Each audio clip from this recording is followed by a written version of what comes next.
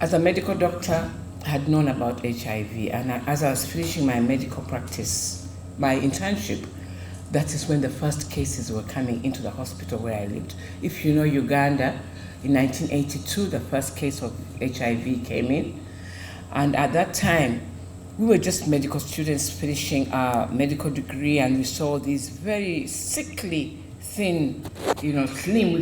The disease was called slim because people were wasted, having diarrhea, coming from only one region of the country. That's the southwestern region, a town called Rakai. And looking at these people coming in, we were scared of them because we had heard about this infectious, contagious disease. In 1986, I got married to my late husband, David, and he was a medical doctor, and we traveled to Zimbabwe to work. And from Zimbabwe, we then moved into South Africa.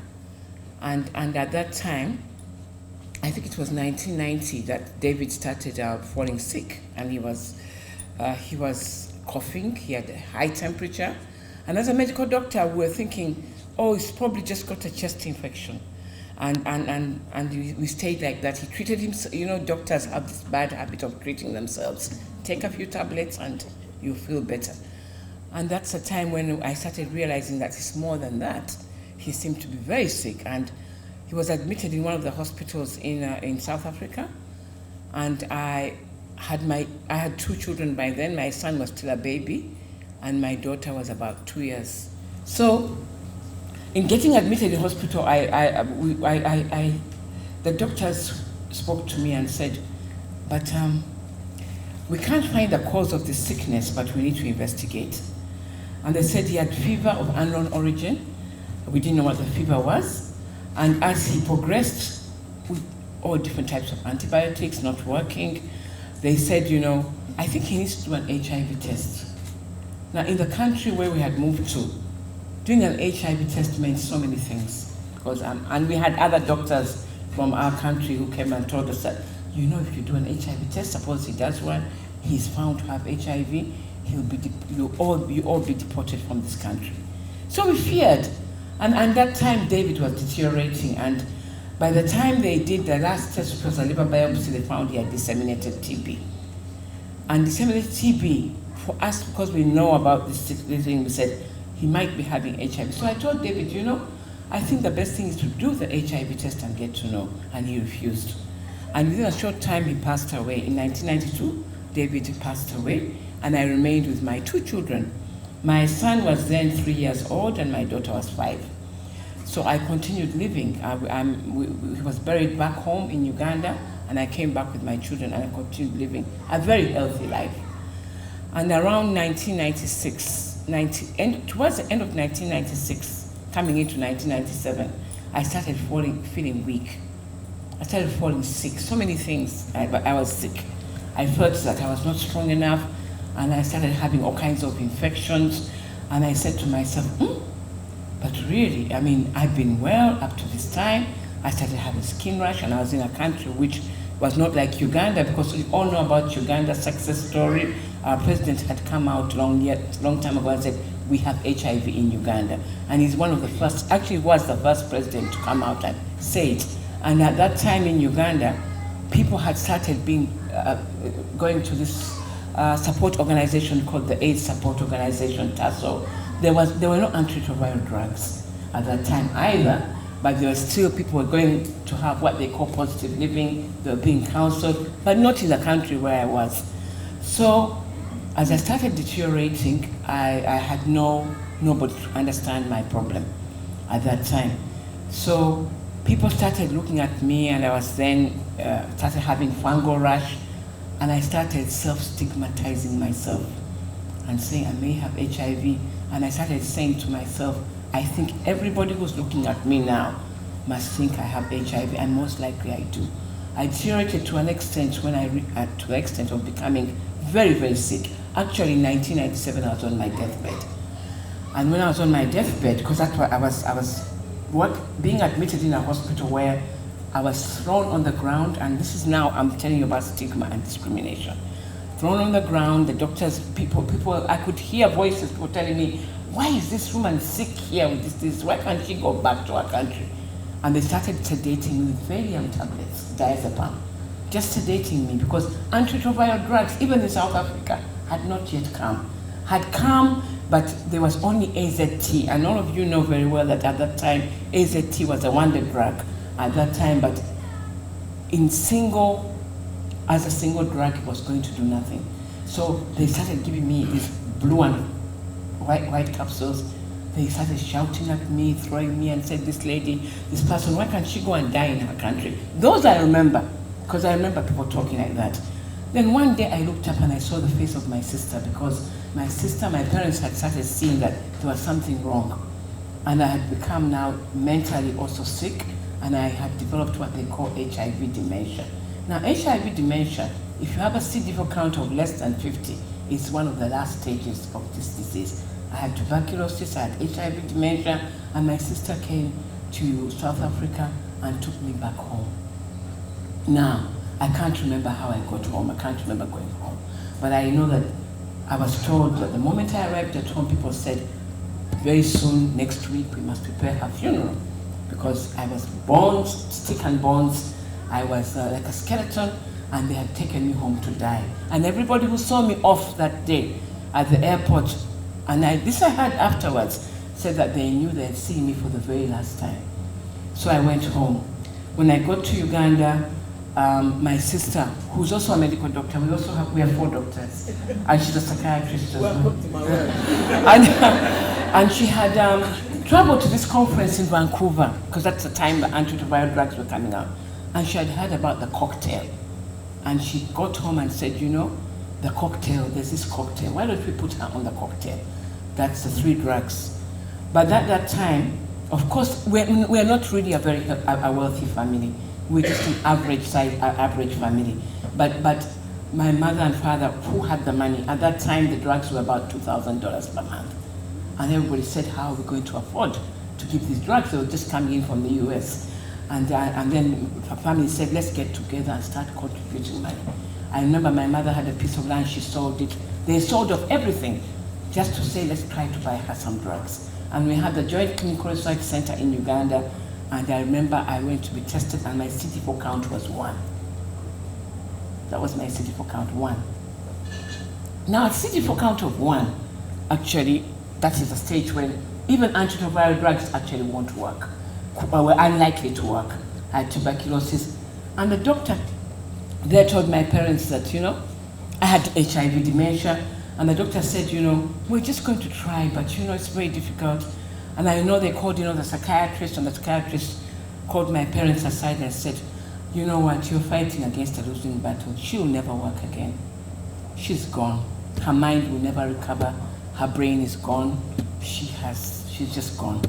And then my parents, but my mother, one thing, I just want to say, I had wanted to hold a minute of silence because I almost didn't come, because about 3 weeks ago my mother passed away. But my mother at that time, she was my greatest treatment supporter at that time. And she believed that I was not going to die. She had such strong faith. She said, I'm not going to lose her. I said, let's try what we can do. And I remember, I was starting to remember, it took me 8 months to get up on my feet to walk. That's how sick I was. I remember that, you know, I would be taken home, get into a comatose stage, taken back to hospital, go back again at home, and I know very well that my sister, my family, they all got together to make sure that they could buy the drugs, and even some months they could not buy the drugs. So I was on treatment on and off. But slowly by slowly, I started recovering. My CD4 count went up just a little bit higher, and then a little bit higher, and then around the end of after 8 months, I was able to stand up on my feet and walk. And I walked slowly, and by that time, I said to myself, one of the things I had is that the self-stigma. I said, this disease has come, I was very sick. I don't think I'm going to work again. I don't know what I'm going to do. But you know, my father was also very strong. I said, you know what, I've been hearing these group people who are living with HIV/AIDS, they've got this network. Suppose you go and see the network. I told him to do what? I can't stand, go to a network and do whatever. But the day I joined, I went to visit the network of people living with HIV/AIDS. That was the turning point in my life. Because I found people who were on treatment. Some of them had been through what I had been through, but they were strong. And they said, there is nothing going to remove us from this earth we are going to live. So I joined the network of people living with HIV/AIDS, and that is when I started living. And in that network, what we did, we started saying that the first thing we have to fight is stigma. Because at that time in Uganda, there was still stigma. People would still point fingers. And look at this, a medical doctor, how did she get sick? She must have done something wrong, she might have been promiscuous, she must have, all kinds of stories. But we said, the first thing we are going to fight is stigma within ourselves. And that is the first stigma. Before anybody else stigmatizes you, you stigmatize yourself. And I had done that. I stigmatized myself. I said, I'll never work again. Here I am. I don't think I'm going anywhere. And that was the first stigma I fought. And when fighting stigma within myself, I found myself to become lighter and lighter. And finally, I was free.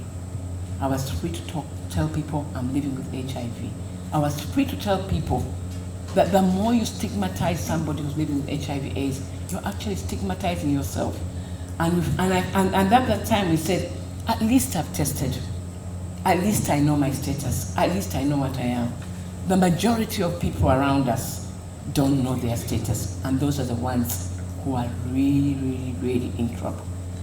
Because once you know your status, once you know you're HIV positive, and once you know, then you are free. And that is when my life started. So in Uganda, we formed the network. We went out and we met as people living with HIV/AIDS from all over the world. Somebody invited me and said, come to South Africa. We are forming this international big network. And the network was to fight for treatment, to fight for treatment literacy, to fight against stigma. And that's when we started fighting this war. The war of stigma, the war against discrimination, the war to make the drugs cheap, so everybody in this world can afford the drugs. And that is what we started as treatment activists. We did that fight. We started fighting the drug companies in the US. We started fighting for generic drugs. And that is my life as an HIV/AIDS fighter. And that is the fight I'm talking about. We made sure the drugs came down, and we even fought for a fund, the global fund to fight TB, HIV, and malaria. Some of us traveled to the US. We sat with Kofi Annan and said, we want a fund. We want a global fund to fight TB, HIV, and malaria. And the global fund was put in place. We've done so much as international AIDS activists. That's what we call ourselves, treatment activists. But we fought stigma and discrimination. We fought for human rights of people living with HIV/AIDS. Whatever diversity it is, whether it is sexual diversity, whether it's diversity of age, sex, it is our leaders and our country leaders. And you know what's happened in Uganda? Even the anti-homosexuality bill, when it came, we were fighting for it, against it. We continue fighting. So I just wanted to say something, and my friend said it also. I don't know how many people in this room have actually tested for HIV. But let me tell you something. If you have not tested for this virus, you are in captivity. The person who is free is myself, me as I am, and anybody else who has tested. And if you find that you're HIV positive and you have tested and you're able to speak about it, then you are free. And that's how I feel. I'm absolutely free. I recovered from my deathbed. I got stronger day by day. And the only thing that was keeping me going and kept me growing strong was that I was making a difference in other people's lives. We were able to sit down with people, grassroots people in the villages, and tell them you can live. Taught them coping skills, taught them about the disease. And then in 2004, I founded the Mamas Club. The Mamas Club is a grassroots organization I founded, getting together mothers living with HIV into support groups. And these are peer mothers who go out talking to other mothers in the grassroots areas. We didn't have any money at all at that time, and we still don't have that much money, but at least we're able to get those women out of the stigma that they're living. But just to talk about stigma, discrimination, and HIV, it does not stand alone. You know, we found out when, especially in Africa, that HIV and it sits within a whole gender battle, because gender-based violence is one of the drivers of the pandemic. The HIV virus bears a female face because gender-based violence against women and girls drives the pandemic. So we don't want to talk about HIV alone in isolation. It is HIV/AIDS, it is gender-based violence, it is maternal health, it is poverty, it is economic strengthening, it's women, girls, boys, girls and women, and now we're talking about engaging men and boys to finish the whole circle. But I just want to say that I was asked to talk about stigma and discrimination, but these days we're talking about hope, because at that time we were desperate. There were no drugs, there was no treatment. Right now we're talking about hope, and the only hope we have is that if stigma can be removed from this world, if stigma against HIV can be removed from you yourself as a person, if stigma can be removed from the community around you, if stigma can be removed by people who are supposed to attend to health workers, if stigma can be removed from people who look at you, the community around you, I'm telling you, this world will be so much better. And HIV/AIDS is just any disease. The way we've done it now, we feel now, HIV/AIDS is just any chronic disease. It's nothing. Nobody goes out to look for HIV. Nobody does. Nobody wants to have it. And if you live positively with antiretroviral drugs, but in your head you have that positive attitude that I have now. I have a positive attitude against this virus.